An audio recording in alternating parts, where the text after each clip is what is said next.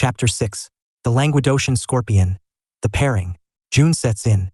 For fear of a disturbance caused by too brilliant an illumination, I have hitherto kept the lantern hung outside, at some distance from the pane. The insufficient light does not allow me to observe certain details of the manner in which the couple are linked when strolling. Do they both play an active part in the scheme of the clasped hands? Are their fingers mutually interlinked? Or is only one of the pair active? And, if so, which? Let us ascertain exactly. The thing is not without importance. I place the lantern inside, in the center of the cage. There is good light everywhere. Far from being scared, the scorpions are gayer than ever. They come hurrying round the beacon. Some even try to climb up so as to be nearer the flame. They succeed in doing so by means of the framework containing the glass panes.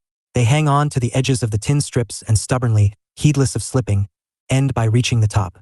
There, motionless, lying partly on the glass, partly on the support of the metal casing, they gaze the whole evening long, fascinated by the burning wick. They remind me of the great peacock moths that used to hang in ecstasy under the reflector of my lamp. At the foot of the beacon, in the full light, a couple lose no time in standing on their heads.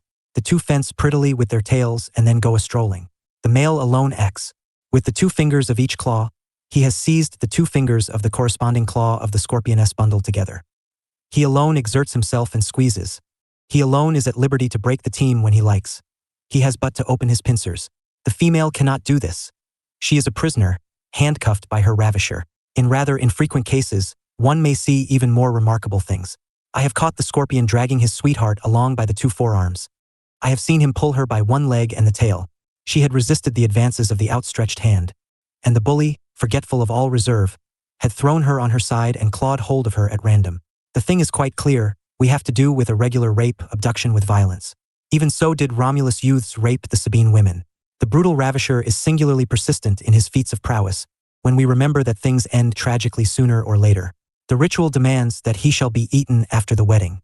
What a strange world, in which the victim drags the sacrificer by main force to the altar. From one evening to the next, I become aware that the more corpulent females in my menagerie hardly ever take part in the sport of the linked team. It is nearly always the young, slim-waisted ones to whom the ardent strollers pay their addresses. They must have sprightly flappers. True, there are moments when they have interviews with the others, accompanied by strokes of the tail and attempts at harnessing.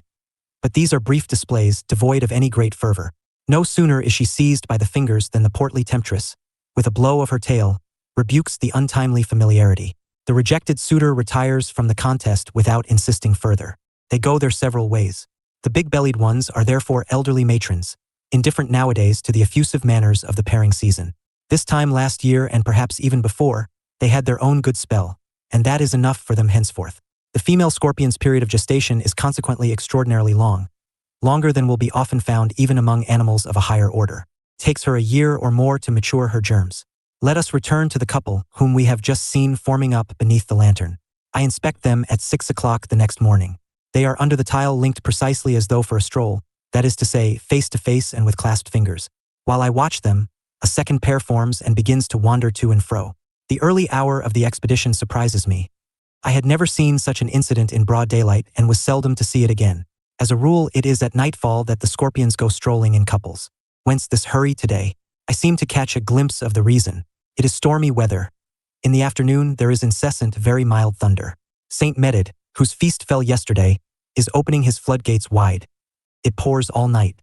The great electric tension and the smell of ozone have stirred up the sleepy hermits, who, nervously irritated, for the most part come to the threshold of their cells, stretching their questioning claws outside and inquiring into the condition of things. 2, more violently excited than the others, have come out, influenced by the intoxication of the pairing which is enhanced by the intoxication of the storm. They suited each other, and here they are solemnly marching to the sound of the thunderclaps. They pass before open huts and try to go in. The owner objects. He appears in the doorway, shaking his fists, and his action seems to say, "Go somewhere else. This place is taken." They go away. They meet with the same refusal at other doors, the same threats from the occupant. At last, for want of anything better, they make their way under the tile where the first couple have been lodging since the day before. The cohabitation entails no quarreling. The first settlers and the newcomers, side by side, keep very quiet, each couple absorbed in meditation, completely motionless, with fingers still clasped. And this goes on all day. At 5 o'clock in the evening, the couples separate. Anxious apparently to take part in the usual twilight rejoicings, the males leave the shelter. The females, on the other hand, remain under the tile. Nothing, so far as I know, has happened during the long interview, nothing despite the stimulating effects of the thunderstorm. This fourfold occupation of one dwelling is not an isolated instance. Groups, regardless of sex, are not infrequent under the potsherds in the glass cage. I have already said that, in their original homes, I have never found two scorpions under one stone. We must not infer from this that unsociable habits prohibit all intercourse among neighbors. We should be making a mistake. The glazed enclosure tells us so. There are cabins in more than sufficient numbers. Each scorpion would be able to choose himself a dwelling and thenceforth to occupy it as the jealous owner. Nothing of the kind takes place. Once the nocturnal excitement sets in, there is no such thing as a home respected by others. Everything is common property. Whoever wishes to slip under the first tile that offers does so without protest from the occupant. The scorpions go abroad, walk about, and enter any house they may chance upon. In this way, when the twilight diversions are over, groups of 3, 4, or sometimes more are formed without distinction of sex and, packed pretty closely in the narrow home, spend the rest of the night and the whole of the following day together. For that matter, theirs is only a temporary shanty, which is exchanged next evening for another, according to the stroller's fancy. And these roving gypsies live quite peaceably. There is never any serious strife between them, even when they are 5 or 6 in the same mess room. Now this tolerance prevails only in the adults, due, no doubt, to some degree to the fear of reprisals. There is another and more imperative reason for peaceful relations. Concord is a necessity in assemblies at which the future is being prepared. The scorpion's characters therefore become assuaged, but not entirely. There are always perverse appetites among the females who are about to enter upon the period of gestation. I have always present in my mind the memory of the following odious spectacles. A heedless male who has attained hardly a third or a fourth of his final size is passing, unthinking of evil, before the door of a dwelling. The fat matron comes out, accosts the poor wretch, picks him up in her claws, kills him with her sting, and then quietly eats him. Scorpion lads and lasses, the one sooner, the other later, perish in the same manner in the glass cage. I scruple to replace the deceased. It would be providing fresh food for the slaughter. There were a dozen of them, and in a few days I have not one left. Without the excuse of hunger, for the regular victuals are plentiful, the females have devoured them all. Youth is certainly a beautiful thing, but it has terrible drawbacks in the society of these ogresses. I would gladly ascribe these massacres to the peculiar cravings often provoked by pregnancy. The future mother is suspicious and intolerant. To her everything is an enemy, to be got rid of by eating it, when strength permits. And indeed, when the quickly emancipated family is born, in the middle of August, a profound peace reigns in the menagerie. My vigilance is unable to surprise a single case of these outbreaks of cannibalism which used to occur so often. On the other hand, the males, indifferent to the safety of the family, know nothing of these tragic frenzies. They are peaceful creatures, blunt in their manners, but in any event incapable of ripping up their fellows. We never see two rivals disputing in mortal combat for the possession of the coveted bride. Things happen, if not mildly, at least without blows of the dagger. Two suitors come upon the same scorpioness. Which of the two will propose to her and take her for a walk? The point will be decided by strength of wrist. Each takes the beauty by the hand nearest to him with the fingers of one claw. One standing on the right, the other on the left, they pull with all their might in opposite directions. The legs, braced backwards, exert a powerful leverage. The flanks quiver. The tails sway to and fro and suddenly dart forward. Now for it, they tug at the scorpioness by fits and starts with sudden backward runs. It is as though they meant to pull her in two and each to carry off a piece. A declaration of love implies a threat to rend her asunder. On the other hand, there is no direct exchange of fisticuffs between them, not even a backhander with the tail. Only the victim is ill-treated and roughly at that. To see these lunatics struggling, you would think that their arms would be torn out. Nevertheless, there are no dislocations. Weary of an ineffectual contest, the two competitors at last take each other by the hands that remain at liberty. They form a chain of 3 and resume the process of jerking and tugging more violently than ever. Each of them bustles to and fro, advances, recoils, and pulls his hardest till he is exhausted. Suddenly, the more fatigued of the two throws up the sponge and runs away, leaving his adversary in possession of the object of their passions so vehemently disputed. Then, with his free claw, the victor completes the team and the stroll begins. As for the vanquished, we will not trouble about him. He will soon have found something in the crowd to make amends for his confusion. I will give you another instance of these meek encounters between rivals. A couple are walking along. The male is of medium size, but nevertheless very eager at the game. When his companion refuses to advance, he pulls at her with jerks which send shudders along his spine. A second male, larger than the first, appears upon the scene. The lady takes his fancy. He desires her. Will he abuse his strength? Fling himself on the little chap? Beat him, perhaps stab him? By no means. Among scorpions, these delicate matters are not decided by force of arms. The burly fellow leaves the dwarf alone.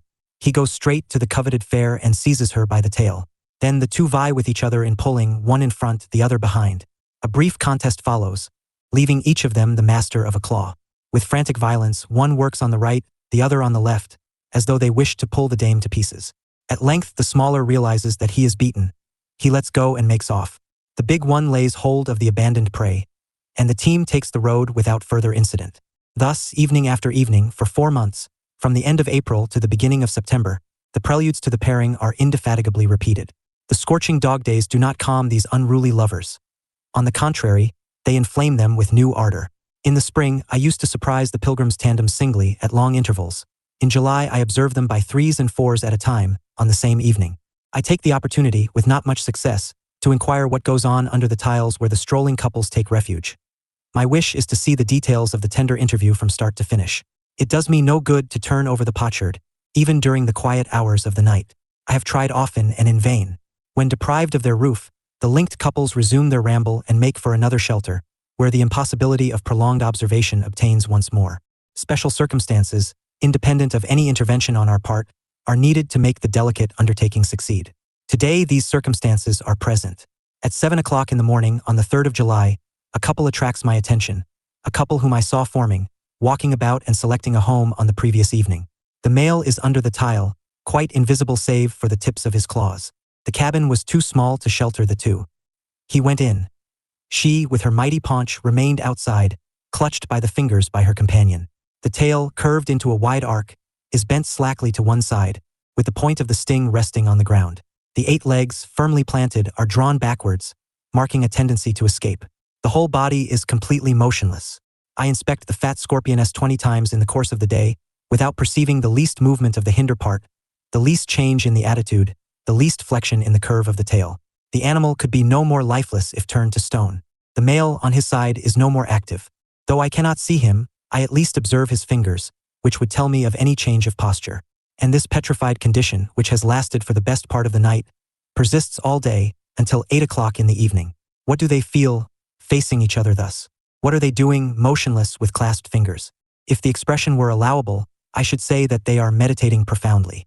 It is the only term that more or less represents what I see. But no human language could have words fit to convey the bliss, the ecstasy of the scorpions thus coupled by the fingertips. Let us remain silent upon that which we cannot possibly understand. A little before 8 o'clock, when the animation outside the house is already approaching its height, the female suddenly moves. She struggles and, with an effort, contrives to release herself. She flees, with one of the pincers bent back towards her and the other stretched out. To break her seductive bonds, she pulled with such violence that she put one of her shoulders out of joint. She flees, feeling her way with the uninjured claw. The male runs off too. All is over for this evening. These rambles in pairs, which are customary in the evening all through the summer, are evidently the preliminaries to more serious affairs. The strollers inspect each other, display their graces, show off their qualities before coming to conclusions. But when does the decisive moment arrive? My patience is exhausted in waiting for it. I vainly prolong my vigils and turn over potsherd after potsherd, in my anxiety at last to know the exact part played by the combs. My hopes remain unfulfilled. It is at a very late hour in the night that the marriage is consummated. Of that I have no doubt whatever. If I had any chance of arriving at the right moment, I would struggle against sleep till break of day. My old eyelids are still capable of doing so when the acquisition of an idea is at stake. But how hazardous my perseverance would be. I am very well aware, having seen it over and over again, that, in the vast majority of cases, we find the couple next morning, under the tile, harnessed together just as they were on the evening before. To succeed, I should have to upset the habits of a lifetime and lie in wait every night for 3 or 4 months on end. The plan is beyond my strength, and I give it up. Once only did I obtain an inkling of the solution of the problem. At the moment when I lift the stone, the male is turning over without releasing the clasp of his hands. With his belly upturned, he slowly slides backwards under his mate. Even so does the cricket behave when his pleadings at last obtain a hearing. In this posture, the couple would only have to steady themselves, probably with the teeth of their combs, to achieve their ends. But, startled by the violation of their home, the superimposed twain separate then and there. From the little that I have seen, it seems likely, therefore, that the scorpions end their mating in an attitude similar to that of the crickets. In addition, they have their hands clasped and their combs interlocked. I am better informed of subsequent events within the cell. Let us mark the tiles under which the couples take refuge in the evening, after their stroll. What do we find next morning? As a rule, precisely the same linked couple as the day before, face to face with fingers united. Sometimes the female is alone. The male, having finished his business, has found means to release himself and go away. He had grave reasons for cutting short the transports of the alcove. Especially in May, the time of the most ardent enjoyment, I often indeed find the female nibbling and relishing her deceased mate. Who committed the murder? The scorpioness, evidently. These are the atrocious customs of the praying mantis. The lover is stabbed and then eaten, if he does not retire in time. By the exercise of nimbleness and decision, he can do so sometimes, not always. He is able to release his hands, for it is his that squeeze.